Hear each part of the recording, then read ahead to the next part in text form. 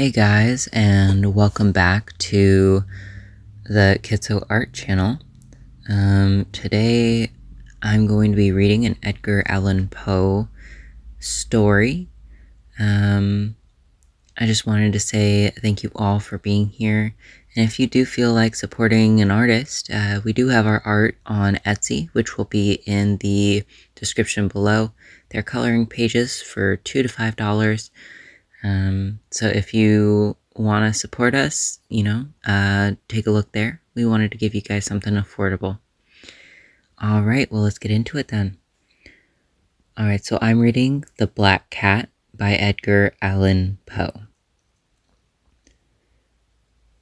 For the most wild yet most homely narrative which I am about to pen, I neither expect nor solicit belief. Mad indeed I would be to expect it in a case where my very sense reject their own evidence. Yet mad am I not, and very surely I do not dream. But tomorrow I die, and today I would unburden my soul. My immediate purpose is to place before the world plainly succinctly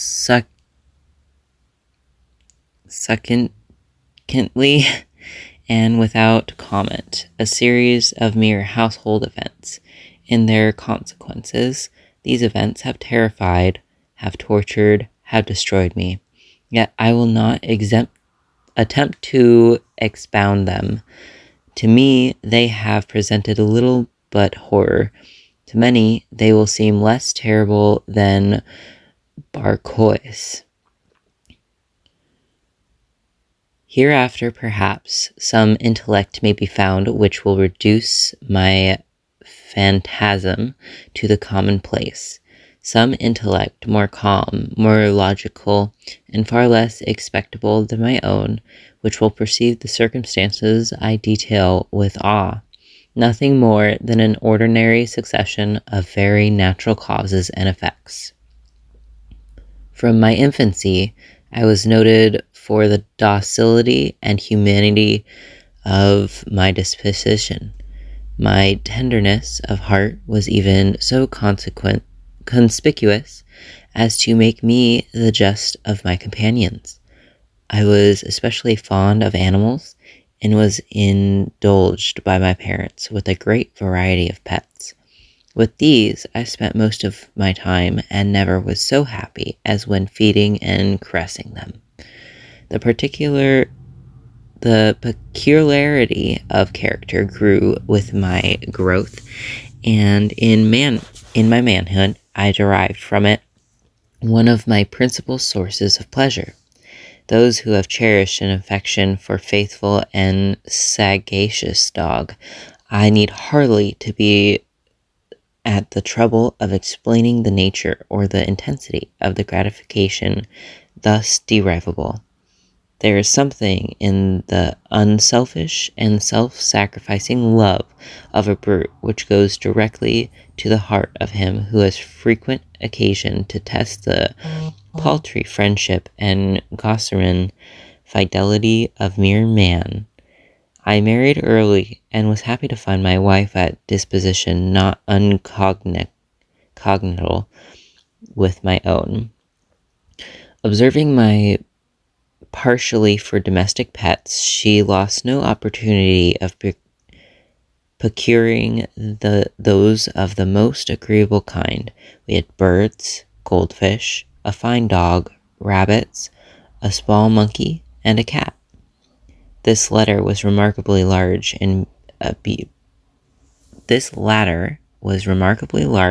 and beautiful animal, entirely black and sagacious to the astonishing degree. In speaking of his intelligence, my wife, who at heart was not a little tinctured with superstition, made frequent allusion to the ancient popular notion, which regarded all black cats as witches in disguise. Not that she was ever suspicious upon this point, and I mention the matter at all for no better reason than it happens just now to be remembered. Pluto was the cat's name, was my favorite pet and playmate. I alone fed him, and he attended me wherever I went about the house. It was even with difficulty that I could prevent him from following me through the streets.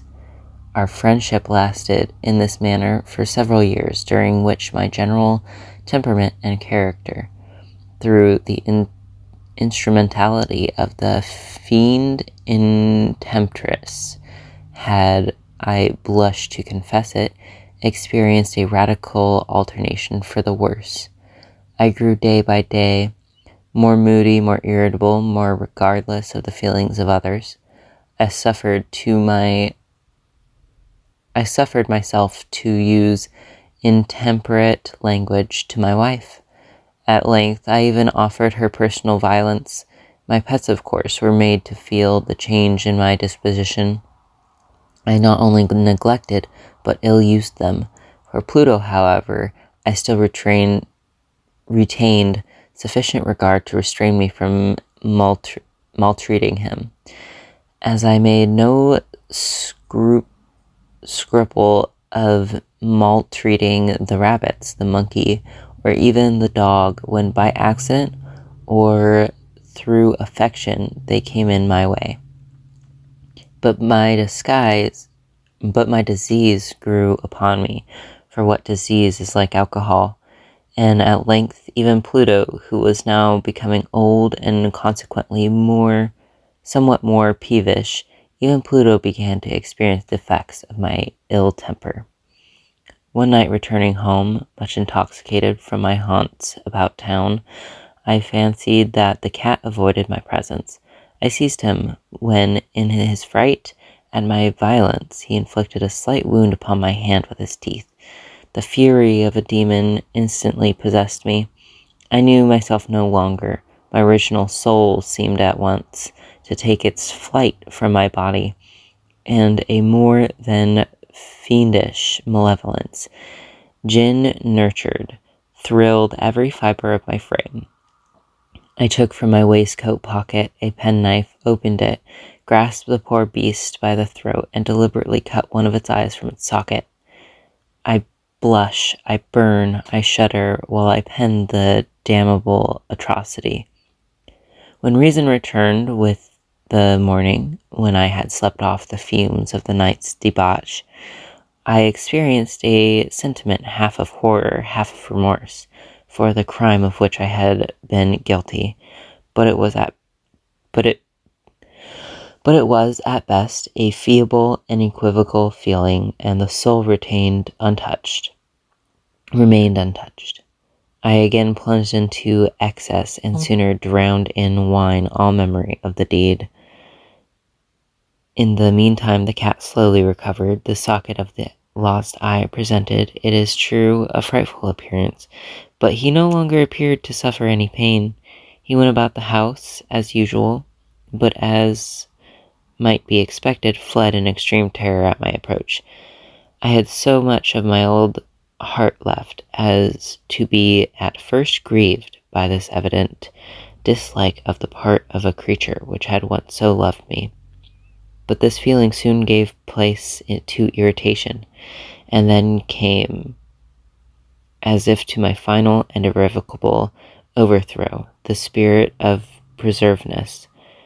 Of this spirit philosophy takes no account, yet am not more sure that my soul lives than I am that perseverance is one of the primitive impulses of the human heart, one of the indivisible primary faculties or sentiments which give direction to the character of man. Who has not 100 times found himself committing a vile or a stupid action for no other reason than because he knows he should not? Have we not perpetual inclination in the teeth of our best judgment to violate that of which is law, merely because we understand it to be as such? The spirit of perseverance, I say, came to my final overthrow. It was this unfathomable longing of the soul to vex itself to offer violence to its own nature. I do wrong for the wrong's sake only, that urged me to continue to finally consummate the injury I had inflicted upon the offending brute. One morning, in cold blood, I slipped a noose about its neck and hung it to the limb of a tree.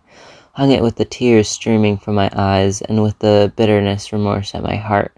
Hung it because I knew that it had loved me and because I had felt it had given me no reason of offense. Hung it because I knew that in doing so I was committing a sin, a deadly sin that would so jeopardize my immortal soul as to place it, if such a thing were possible, and even beyond the reach of the infinite mercy of the most merciful and the most terrible God. On the night of the day on which this most cruel deed was done, as aroused from sleep by the cry of fire, the curtains of my bed were in flames, the whole house was blazing. It was with great difficulty that my wife, a servant, and myself made our escape from the conflagration. The destruction was complete. My entirely worldly wealth was swallowed up, and I resigned myself thenceforward to despair. I am above the weakness of seeking to establish a sequence of cause and effect between the disaster and the atrocity, but I am detailing the chain of facts, and wish not to leave even a possible link in perfection. On the day succeeding the fire, I visited the ruins. The walls of one exception had fallen in. This exception was found in a compartment wall not very thick, which stood about the middle of the house, and against which had rested the head of my bed. The plastering had here in great measure resisted the action of the fire, a fact which I attributed to its having been directly spread. About this wall a dense crowd were collected, and many persons seemed to be examining a particular portion of it with every minute and eager attention. I think they mean every minute and eager attention. The words strange, singular, and other similar expressions excited my curiosity. I approached and saw, as if graven in bas relief upon the white surface, the figure of a gigantic cat. The impression was given with an accuracy truly marvelous. There was a rope about the animal's neck. When I first beheld his apparition, for I could scarcely regard it as less, my wonder and my terror were extreme, but at length reflection came to my aid. The cat, I remembered, had been hung in the garden adjacent to the house. Upon the alarm of fire, this garden had been immediately filled by the crowd, by someone of whom the animal must have been cut from the tree and thrown through an open window into my chamber. This had probably been done with the view of arousing me from my sleep. The falling of other walls had compressed the victim of my cruelty to the substance of freshly spread plaster, the lime of which, with the flames and the ammonia from the carcass, had then accomplished the portrayal as I saw it. Although I thus readily accounted to my reason, if not altogether my conscience, for the startling fact just detailed, it did not the less fail to make a deep impression upon my fancy. For months I could not rid myself of the phantasm of the cat, and during this period there came back into my spirit a half-sentiment that seemed, but was not, remorse. I went so far as to regret the loss of the animal, and to look about me among the vile haunts which I now habitually frequented for another pet of the same species, and of somewhat similar appearance, with which to supply its place. One night, as I sat half stupefied in a den of More than infamy, my attention was suddenly drawn to some black object reposing upon the head of one of the immense hogsheads of gin, or of rum, which constituted the chief furniture of the apartment. I had been looking steadily at the top of the hogshead for some minutes, and what now caused me surprise was the fact that I had not sooner perceived the object thereupon. I approached it and touched it with my hand. It was a black cat.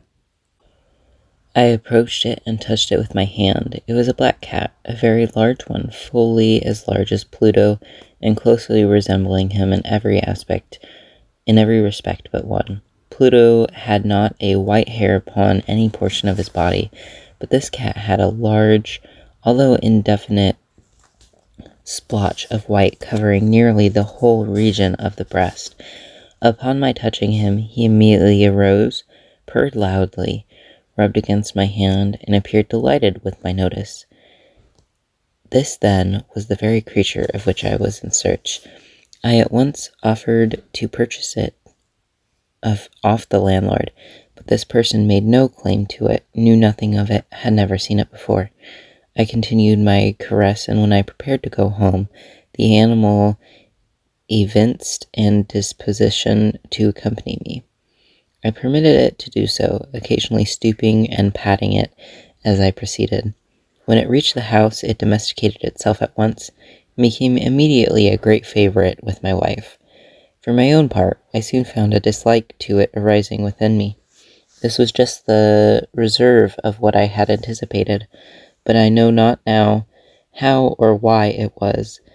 Its evident fondness for myself disgusted and annoyed me. By slow degrees, these feelings of disgust and annoyance rose into the bitterness of hatred. I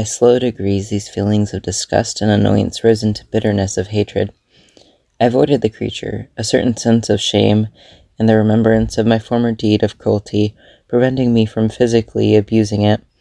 I did not for weeks strike or otherwise violently ill-use it, but gradually, very gradually, I came back to look upon it with utterable loathing, and to flee silently from its odious presence and from the breath of a pestilence. What added no doubt to my hatred of the beast was the discovery, on the morning after I brought it home, that, like Pluto, it had also been deprived of one of its eyes. This circumstance, however, only endeared it to my wife, who, as I have already said, possessed in a high degree the humanity feeling which had once been my distinguishable trait, and the source of many of my simplest and purest pleasures. With my aversion to this cat, however, is partially for myself seemed to increase. It followed my footsteps with a pertinacity which it would be difficult to make the reader comprehend. Whenever I sat, it would crouch beneath my chair, or spring upon my knees, covering me with its loathsome caress.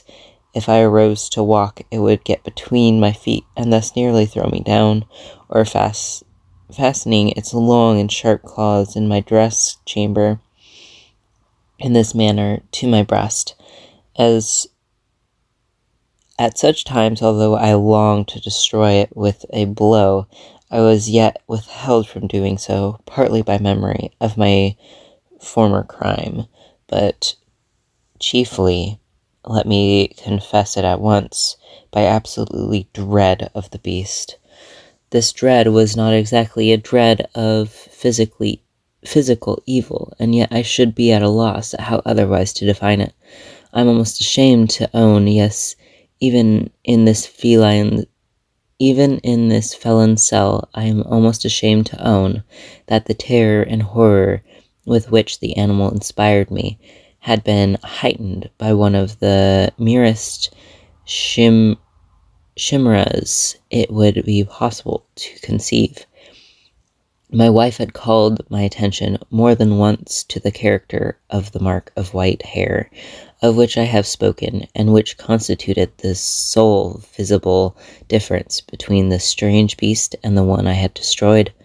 The reader will remember that this mark, although large, had been originally very indefinite, but slowly degrees nearly imperceptible, and which for a long time my reason struggled to reject as fanciful.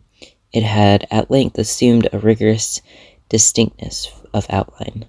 It was now the representation of an object that I shuddered to name, and for this, above all, I loathed and dreaded, and would have rid myself of the monster, had I dared. It was now, I say, the image of a ghastly thing, of the gallows. O mournful and terrible engine of horror and crime, of agony and of death. And now I was indeed wretched beyond the wretchedness of mere humanity, and a brute beast whose fellow I had contemptuously destroyed, a brute beast to work out for me, a man fashioned in the image of the high God, so much of insufferable woe. Alas, neither by day nor by night I knew the blessing of rest any more. During the former, the creature left me no moment alone, and in the latter I started hourly from dreams of unutterable fear to find the hot breath of the thing upon my face and its vast weight, an inaccurate nightmare that I had no power to shake off, incumbent eternally upon my heart. Beneath the pressure of torments such as these, feeble remnant of the good within the succumbed, evil thoughts became my sole intimates, the darkest and most evil of thoughts. The moodiness of my usual temper increased into hatred of all things and of all mankind, while from the sudden, frequent, and ungovernable outburst of a fury to which I now blindly abandoned myself, my uncomplying wife, alas, was the most usual and the most patient of sufferers. One day she accompanied me upon some household errand into the cellar of the old building, which our poverty compelled us to inhabit. The cat followed me down the steep stairs, and nearly throwing me headlong, exasperated me to madness. Uplifting an axe and forgetting in my wrath the childish dread which had hit hetero, stayed my hand. It aimed to blow at the animal, which of course would have proved instantly fatal had it descended as I wished. But this blow was arrested by the hand of my wife, goaded by the interference into a rage more than demoniacal. I withdrew my arm from her grasp and buried the axe in her brain. She fell dead upon the spot without a groan. This hideous murder accomplished, I set myself forthwith, and with entire deliberation, to the task of concealing the body. I knew that I would not remove it from the house, either by day or by night, without the risk of being observed by the neighbors. Many projects entered my mind. At one period, I thought of cutting the corpse into minute fragments and destroying them by fire. At another, I resolved to dig a grave for it in the floor of the cellar. Again, I deliberated about casting it in the well in the yard, about packing it in a box as if merchandise with the usual arrangements, and so getting a porter to take it from the house. Finally, I hit upon what I considered a far better expedient than either of these. I determined to wall it up in the cellar, as the monks of the Middle Ages are recorded to have walled up their victims. For a purpose such as this cellar was well adapted. Its walls were loosely constructed and had lately been plastered throughout a rough plaster, which the dampness of the atmosphere had prevented from hardening. Moreover, in one of the walls was a projection caused by a false chimney or fireplace that had been filled up and made to resemble the rest of the cellar. I made no doubt that I could readily displace the bricks at this point, insert the corpse, and wall the hole up as before, so that no eye could detect anything suspicious. And in the calculation, I was not deceived. By means of crowbar, I easily dislodged the bricks, and having carefully deposited the body against the inner wall, I propped it in that position, while with little trouble I relaid the whole structure as it originally stood, having procured mortar, sand, and hair. With every possible precaution, I prepared a plaster which could not be distinguished from the old, and with this I very carefully went over the new brickwork. When I had finished, I felt satisfied that all was right. The wall did not present the slightest appearance of having been disturbed. The rubbish on the floor was picked up with the minutest care. I looked around triumphantly and said to myself, "Here, at least, then my labor has not been in vain." My next step was to look for the beast which had been the cause of so much wretchedness, for I had at length firmly resolved to put it to death.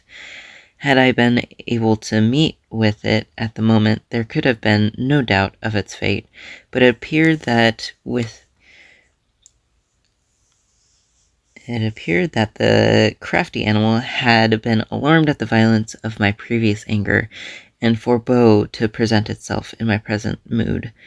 It is impossible to describe or imagine the blissful sense of relief which the absence of the detested creature occasionally in my bosom. It did not make its appearance during the night, and thus, for one night at least, since its introduction into the house, I soundly and tranquilly slept. I slept even with the burden of the murder upon my soul. The second and the third day passed, and still my tormentor came not. Once again I breathed as a free man. The monster in terror had fled premises forever. I should behold it no more. My happiness was supreme. The guilt of my dark deed disturbed me but little. Some few inquiries had been made, but these had been readily answered. Even a search had been instituted, but of course nothing was to be discovered. I looked upon my future felicity as secured. Upon the fourth day of the assassination, a party of the police came, very unexpectedly, into the house, and proceeded again to make rigorous investigation of the premises. Secure, however, in the insecurability of my place of concealment, I felt no embarrassment whatsoever. The officers bade me accompany them in their search. They left no nook or corner unexplored. At length, for the third or fourth time, they descended into the cellar. I quivered not in a muscle. My heart beat calmly as that of one who slumbers in innocence. I walked to the cellar from end to end. I folded my arms upon my bosom and roamed easily to and fro. The police were thoroughly satisfied and prepared to depart. The glee at my heart was too strong to be restrained. I burned to say, if but one word, by way of triumph, and to render doubly sure their assurance of my guiltiness. "Gentlemen," I said at last, as the party ascended the steps, "I delight to have allayed your suspicions. I wish you all health and little more courtesy. By the by, gentlemen, this is a very well-constructed house." In the rabid desire to say something easily, I scarcely knew what I uttered at all. "I may say an excellently well-constructed house. The walls, are you going, gentlemen? These walls are solidly put together." And here, through the mere frenzy of bravado, I rapped heavily with a cane which I held in my hand upon the very portion of the brickwork behind which stood the corpse of the wife of my bosom. But may God shield and deliver me from the fangs of the arch-fiend. No sooner had the reverberation of my blows sunk into the silence than I was answered by a voice from within the tomb, but a cry at first muffled and broken, like the sobbing of a child, and then quickly swelling into one long, loud, and continuous scream, utterly anomalous and inhumane, a howl, a wailing shriek, half of a horror and half of a triumph, such as might have arisen only out of hell, conjointly from the throats of the damned in their agony, and of the demons that exult in the damnation. Of my own thoughts it is folly to speak. Swooning, I staggered to the opposite wall. For one instant, the party on the stairs remained motionless, through extremity of terror and awe. In the next, a dozen stout arms were toiling at the wall. It fell bodily. The corpse, already greatly decayed and clotted with gore, stood erect before their eyes of spectators. Upon its head, with red extended mouth and solitary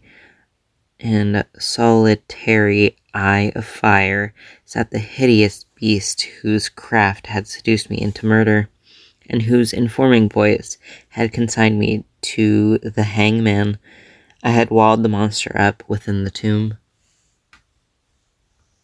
Alright, thank you everyone for watching and reading. I know I fumbled over some words and reread some stuff, but that's just kind of how it goes.